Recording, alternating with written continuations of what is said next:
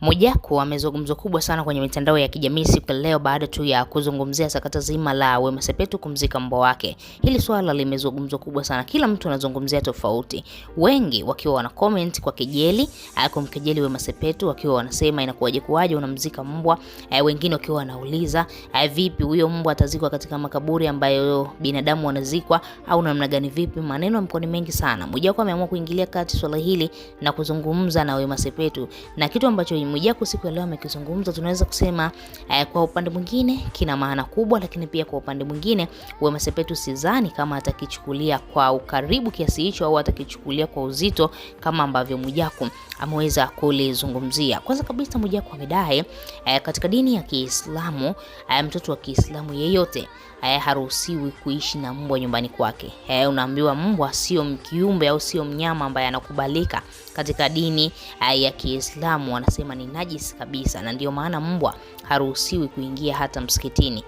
Sasa Mwijaku akawa anamkumbusha tu Wema kwamba Wema yeye ni mtoto wa Kiislamu.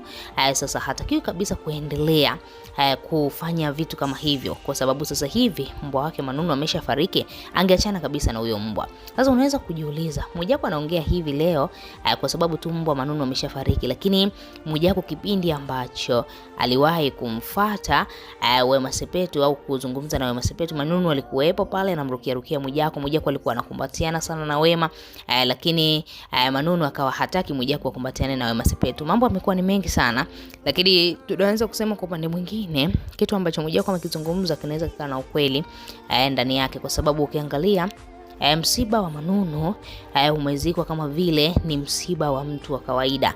Watu wamelia, watu wametoa rambirambi, watu wamehudhuria msibani kama vile amekufa mtu kabisa.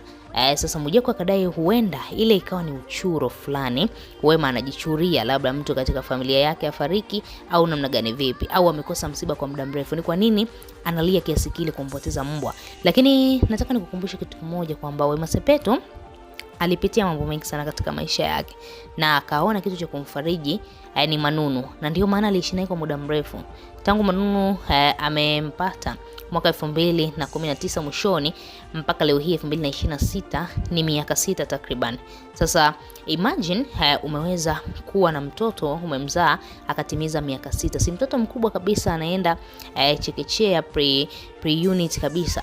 Sasa fikiria Wema Sepetu ameishi na Manunu kuanzia hicho kipindi mpaka hapa anafariki. Alimchukulia kama mtoto wake, alimchukulia kama mfariji wake, mtu ambaye wa karibu kwake. Hivyo basi anaomba sana watu waweze kumuelewa kwa kile ambacho amemfanyia Manunu. Basi inatosha. Tochea maoni yako chini ya comment section.